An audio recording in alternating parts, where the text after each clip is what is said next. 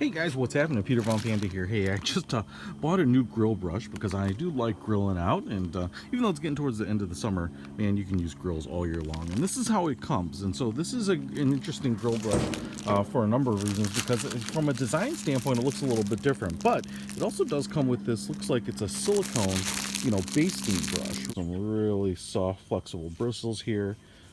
Pretty big little head here. And then a clear polymer or plastic handle, translucent and nice and curved, easy to grab. So you should be able to dip this in butter or olive oil or what have you and baste your barbecue meat. So that's pretty cool. That's included, which I didn't even know.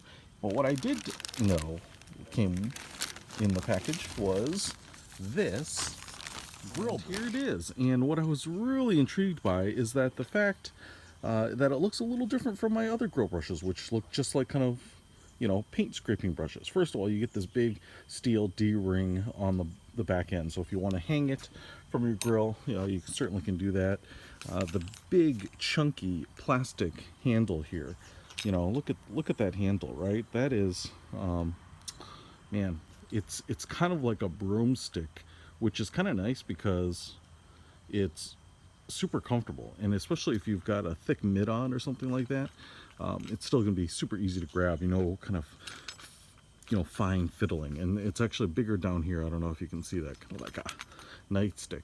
And then there are some ribbings up here in case you want to get a little closer up top, but especially if sometimes you're really putting a lot of pressure and you're putting two hands on that handle, that'll work great. Now let's go up here to the top, and we have kind of this twisted wire, and it really looks like we have 6 individual twisted wires, and then it's kind of held together by this band, OUREIDA. All right, so all right, we've got that.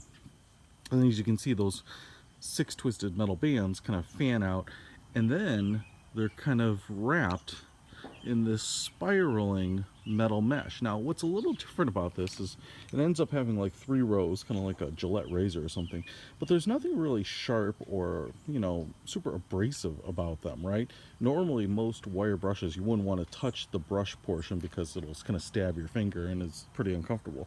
But as you can see, it's almost kind of like barbed wire without the barbs, and it's just all circular.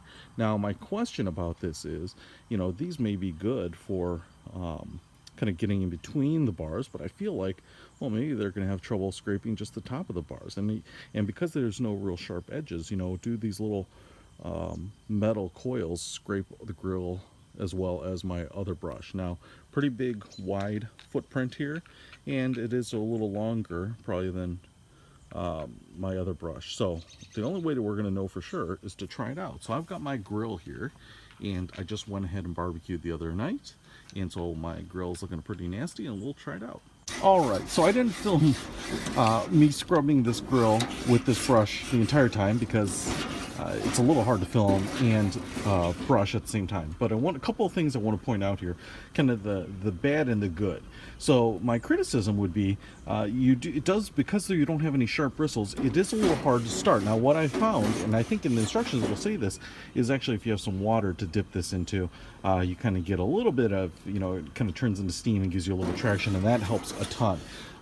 But the cool thing about it, in that you don't have to worry about, is little bristles falling off and maybe getting in your food because you just have kind of these wrapped steel coils, right?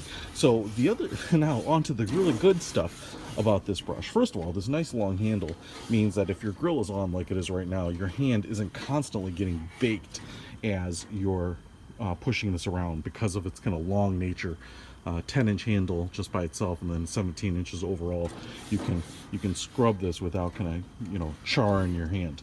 Then the really obvious thing is the little grooves, because you have these kind of discs almost at the end. You actually get a really nice scrub or kind of metal in between the bars on your grill. And so what I'm noticing is that it seems to be cleaning up much better in between, where normally you have to kind of take your brush and kind of wedge it in there and do each one separately. This one, just by nature, knocks off a lot of stuff in between the bars, and so that's really nice. And the last thing I noticed too is that depending on how your grill is oriented, this thing works this way as well, and sometimes that's even a little better for really kind of knocking off stuff and keeping a lot of like friction on an individual bar, especially one that maybe is really cluttered up. So not only can you use it like this, but then I have a feeling, especially because there's not a really sharp bristly end to this, is that you could use it on a lot of different types of grills, more checkered pattern, or maybe the ones with those inserts that are metal like plates. But this one worked really well. I'm definitely going to hang this with my utensils here on this particular grill, and I think spray a little Pam on here, and I'm going to get ready to barbecue again. So here it is. Check it out. I'll put a link to this particular brush in the description if you want it.